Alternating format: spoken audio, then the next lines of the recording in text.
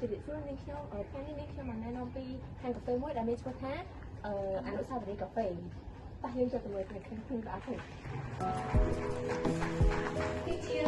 ដែលមាននៅក្នុងហាងរបស់យើងហាងកាហ្វេ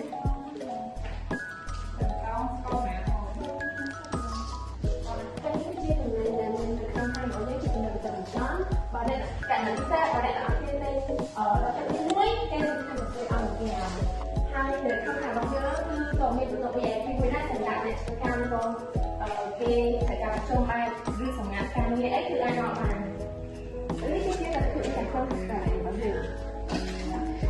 គឺជាបន្ទប់ដែលមានសម្រាប់គេមកធ្វើ assignment អីឬក៏ជួបជុំមិត្តភក្តិដែលអង្គុយនិយាយអីក៏មានដែរគឺទៅច្រើនខាងតែចំណែកពេលព្រឹកនេះក៏មាន Wi-Fi មានសិនត្រជាក់បាត់ត្រជាក់ចិត្តស្រួលតាមមកពីក្រៅក្តៅដែរណាចូលក្នុងនេះត្រជាក់ស្រាប់